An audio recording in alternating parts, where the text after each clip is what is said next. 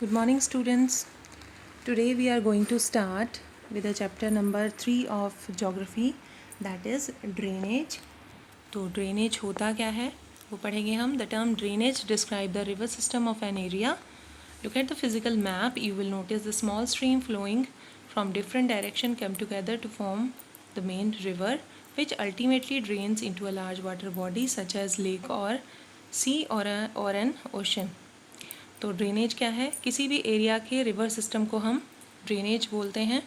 और अगर हम इंडिया के फिज़िकल मैप में देखें तो हमें एक मेन रिवर से मिलती हुई बहुत सारी छोटी छोटी नदियाँ दिखाई देंगी और बाद में ये मेन रिवर जो है मेन वाटर बॉडी में गिर जाती है. वो मेन वाटर बॉडी जो है एक सी हो सकता है, ओशन हो सकता है. तो इसी को ही हम ड्रेनेज बोलते हैं. The area drained by a single river system is called as drainage basin. जो एरिया एक सिंगल रिवर सिस्टम कवर करता है पूरा, यानी मान लो गंगा एक नदी है और उसकी छोटी छोटी ट्रिब्यूटरीज़ और डिस्ट्रीब्यूटरीज़ हैं, घाघरा, गंडक, कोसी. तो ये जो पूरा एरिया कवर करती हैं इसकी छोटी और बड़ी नदियाँ, तो इसको क्या कहते हैं हम? Drainage basin. तो ड्रेनेज बेसिन अगर आता है आपको, व्हाट इज़ ड्रेनेज बेसिन, तो आपने लिखना है the area drained by a single river system is called drainage basin. उसके बाद बात करेंगे वाटर डिवाइड के बारे में. वाटर डिवाइड क्या होता है? A closer observation on the map will indicate that any elevated area such as a mountain और अ अपलैंड, कोई भी उठा हुआ एरिया, एलिवेटेड एरिया, कोई भी, चाहे वो माउंटेन है या कोई भी वो अपलैंड है. अपलैंड यानी ऊंचा भाग है लैंड का. तो सच एज माउंटेन और an upland separates two drainage basin, जो कि दो ड्रेनेज बेसिन को अलग अलग करता है. कोई भी ऐसा उठा हुआ एरिया जो दो ड्रेनेज बेसिन को अलग अलग करे उसको हम कहते हैं वाटर डिवाइड. अब हम बात करेंगे इंडिया के ड्रेनेज सिस्टम की. Drainage system in India. The drainage system in India are mainly controlled by the broad relief feature of subcontinent. हमारे जितने भी रिलीफ फीचर हैं, यानी हमारे देश में मानसून कैसे आता है, हमारे देश में बारिश होने के क्या क्या कारण हैं, उन पर डिपेंड करता है कि हमारा ड्रेनेज सिस्टम कैसा होगा. तो अब इस रिलीफ फीचर से मौसम में जो जो चीज़ें जो हैं अफेक्ट डालती हैं, उनके हिसाब से हम इंडिया के ड्रेनेज सिस्टम को दो तरह से डिवाइड कर सकते हैं. दो टाइप्स हैं उसके.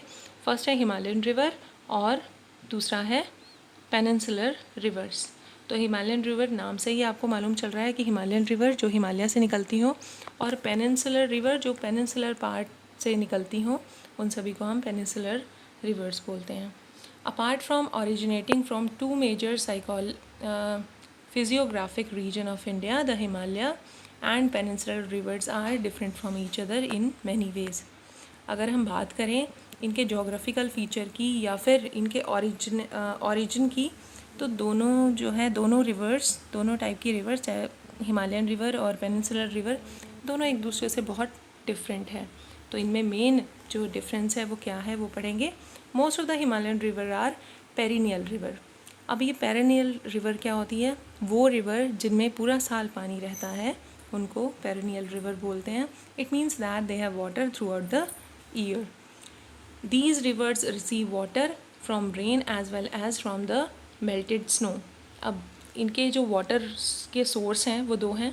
फर्स्ट तो है कि जो रेन आती है, जितनी भी बारिश होती है इंडिया में, वो जो है नदियों के थ्रू, नदियों में पानी आता है उससे.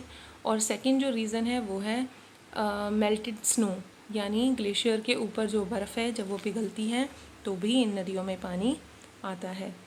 The two major Himalayan rivers, the Indus and Brahmaputra, originate from the north of mountain ranges.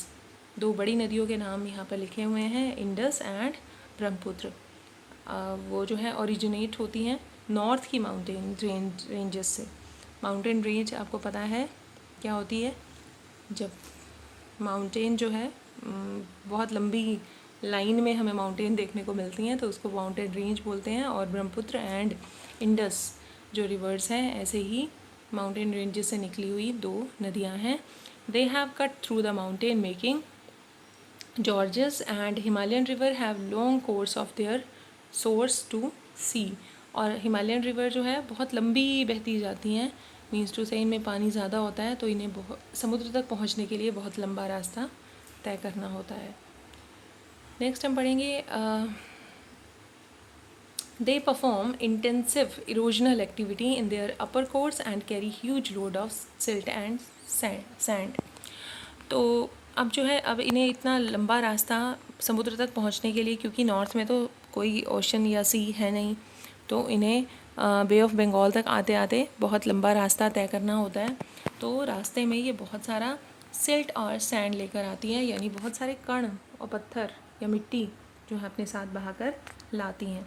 In the middle and the lower course, these river form meanders, oxbow lakes and many other depositional feature। तो बहुत सारी ये oxbow lakes बनाती हैं, meanders बनाती हैं। meanders आप diagram में देख सकते हो, ये जब नदी ऐसे मुड़ती है तो यहाँ पर कुछ मिट्टी वो छोड़ देती है, जिसको हम क्या बोलते हैं, meanders। और oxbow lake क्या होता है, जब रिवर का थोड़ा सा हिस्सा उससे कट जाता है ड्यू टू यहाँ पे सॉयल इकट्ठी हो गई है, और जब वो हिस्सा उससे कट जाता है और इस तरह की एक लेक बन जाती है, तो उसको हम कहते हैं oxbow lake. You can see in the diagram over here, this called oxbow lake. ये देख सकते हैं यू शेप में, यहाँ पर क्योंकि यहाँ पर मिट्टी ज़्यादा इकट्ठी हो गई है, सिल्ट और सैंड जो लेकर आई थी नदी वो ज़्यादा इकट्ठी हो गई है, तो इसीलिए इसका छोटा सा हिस्सा जो है वो अलग हो गया है, जिसको हमने बोला है oxbow lake. They have also well developed deltas, और इन नदियों के डेल्टास जो है वो बहुत ही वेल डेवलप्ड होते हैं। अब डेल्टा क्या होता है, जब नदी अपनी मेन स्ट्रीम में गिरने, जब मेन जो उसका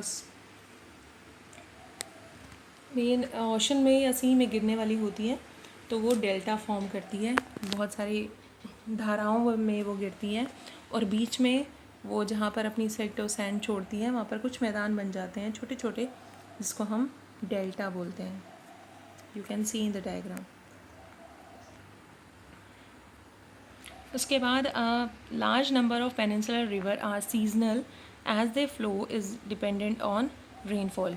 अब हम बात कर रहे हैं, हमने बात की अभी पेरिनियल रिवर के बारे में। अब जो है पेनिनसुलर रिवर कैसी होती हैं, पेनिनसुलर रिवर जो है ज़्यादातर सीजनल होती हैं, मींस एक सीज़न में इनमें पानी आता है और दूसरे सीज़न में नहीं आता। जब बारिश का सीज़न होता है तभी ज़्यादातर इनमें पानी रहता है। As their flow is depend on rainfall during the dry season, even the large river have reduce flow of water in their channels. जो बड़ी बड़ी नदियाँ हैं उनके चैनल्स में भी पानी नहीं रहता जब बारिश नहीं होती। The peninsular river have shorter and shallower course as compare to their Himalayan counterparts. अगर हम हिमालयन रिवर से इनको क्या कहूँ मैं, अगर इनको कंपेयर करते हैं तो हिमालयन रिवर जो है वो ज़्यादा लंबी होती है लेंथ में, और उनको ज़्यादा रास्ता तय करना पड़ता है वाटर बॉडीज़ में मिलने के लिए, जबकि पेनिनसुलर रिवर जो है उनको कम रास्ता तय करना पड़ता है। इसका रीज़न ये है कि जो हिमालयन रिवर है उनका जो भी ओरिजिनेट होने का जो प्लेस है वो समुद्र से काफ़ी दूर है, और जो साउथ इंडियन रिवर है या जो पेनिनसुलर रिवर है वो जो है ओशन या समुद्र के पास है। सो उनका जो कोर्स है, उनका जो रास्ता है वो कम लंबा है। तो however some of them originate in the central highland and flow towards the west. ज़्यादातर नदियाँ वेस्ट की तरफ बहती हैं। Can you identify two such large rivers? Most of the river of peninsular India originate in the Western Ghat and flow towards the Bay of Bengal. तो कहते हैं ज़्यादातर नदियाँ जो है वेस्टर्न घाट से निकलती हैं और बे ऑफ बंगाल में गिर जाती हैं। तो आप इंडिया के मैप अगर देखेंगे तो उसमें ज़्यादा आपको क्लियर होगा। उसके बाद है द हिमालयन रिवर। अब हिमालयन रिवर के बारे में और पढ़ेंगे हम। The major Himalayan rivers are the Indus, Ganga and the Brahmaputra. 3 river इसमें मेजर बताई हैं। फर्स्ट है इंडस, सिंधु नदी, उसके बाद है Ganga and Brahmaputra. These rivers are long and are joined by many large and important tributaries. ये तीनों ही रिवर बहुत लंबी हैं, प्लस बहुत सारी ट्रिब्यूटरीज इन्हें ज्वाइन करती हैं। ट्रिब्यूटरीज क्या होती हैं? वो छोटी छोटी नदियाँ जो मेन रिवर में आकर मिलती हैं, उनको हम ट्रिब्यूटरी कहते हैं। A river along with its tributary may be called a river system. और जो भी इनके साथ साथ ट्रिब्यूटरीज चलती हैं उन सभी को हम क्या कहते हैं? River system. और इसके बाद हम पढ़ेंगे द इंडस रिवर सिस्टम के बारे में। तो इंडस रिवर सिस्टम जो है वो कहाँ से कहाँ तक है? The river Indus rises in Tibet near lake Mansarovar. तो एक झील है, मानसरोवर लेक है तिब्बत में, वहाँ से ये रिवर जो है चलती है। Flowing west it enters in India in the Ladakh. और लद्दाख में ये भारत में एंटर करती हैं। मीन्स इंडस रिवर का ओरिजिन सेंटर इंडिया में नहीं है। वो कहाँ से निकलती है? मानसरोवर से, और तिब्बत में वो जगह है। जो इंडस नदी है उसको हम इंडियन रिवर नहीं कह सकते। इंडिया में एंटर होती है ये रिवर, बट ओरिजिनेट तिब्बत में होती है। और कहाँ से एंटर होती है? लद्दाख से। It forms a picturesque gorge in this part. Several tributaries and Jaskar, the Nabura and Shayok and Hunza join it in Kashmir region. ये छोटी छोटी ट्रिब्यूटरीज हैं इसकी, जास्कर है, नुब्रा है एंड श्योक है एंड हुंजा। ये सारी की सारी ट्रिब्यूटरीज हैं, यानी छोटी छोटी नदियाँ हैं जो मेन रिवर में आकर मिलती हैं। और कहाँ मिलती हैं ये? कश्मीर रीजन में। The Indus flow through Baltistan and Gilgit and emerges from the mountain at Attock. तो ये जगहों के नाम हैं जहाँ जहाँ से ये बहती है। बल्तिस्तान, उसके बाद गिलगिट, और इमर्ज होती है माउंटेन में अटोक पे। ये सारे के सारे प्लेसेस के नेम हैं। The Sutlej, the Beas, the Ravi, the Chenab and the Jhelum join together to enter the Indus near Mithankot in Pakistan. ये सारी की सारी इसकी नदियाँ हैं। सतलुज, ब्यास, रावी, चिनाब एक दूसरे के साथ मिल जाती हैं। And Jhelum join together to enter the Indus near Mithankot in Pakistan. Pakistan में मिठनकोट नाम की एक जगह है, वहाँ पर ये सारी की सारी नदियाँ मिलती हैं। Beyond this the Indus flow southwards eventually reaching the Arabian sea. और गिरती कहाँ है ये? अरेबियन सी में। और कहाँ से गिरती है? ईस्ट ऑफ कराची, यानी पाकिस्तान में जाकर पहले तिब्बत से निकलती है, उसके बाद इंडिया में एंट्री होती है इसकी, उसके बाद इंडिया से निकलकर पाकिस्तान में जाती है। और पाकिस्तान में बहुत सारी नदियाँ मिलती हैं, सतलुज, ब्यास, रावी और रावी, चिनाब एंड झेलम इसमें मिल जाती हैं। उसके बाद ये कहाँ गिरती है? कराची में, अरेबियन सी में। The Indus plain has a very gentle slope. इसका एक जेंटल सा स्लोप है with total length of 2900 kilometre. और कितना है ये? टोटल लेंथ कितनी है इस एरिया की, इस प्लेन एरिया की जो इंडस रिवर बनाती है, उसका जो लेंथ है वो है 2900 kilometres. The Indus is one of the longest river of the world. Indus river जो है, इंडस रिवर का मैं कहूँगी ये प्लेन जो है ये लॉन्गेस्ट है। The little over the third of the Indus basin is located in India, Ladakh. Ladakh, Jammu Kashmir. तो कहता है इसका जो 1/3 है वो कहाँ पर है? लद्दाख में, जम्मू कश्मीर में, और हिमाचल प्रदेश में एंड पंजाब में। और उसके बाद जो है बाकी की लेंथ जो है वो पाकिस्तान में है। तो कल हम पढ़ेंगे गंगा रिवर सिस्टम के बारे में। अपनी नेक्स्ट वीडियो में मैं ज़रूर आपको गंगा रिवर सिस्टम के बारे में बताऊँगी। Till then, bye bye, thank you very much.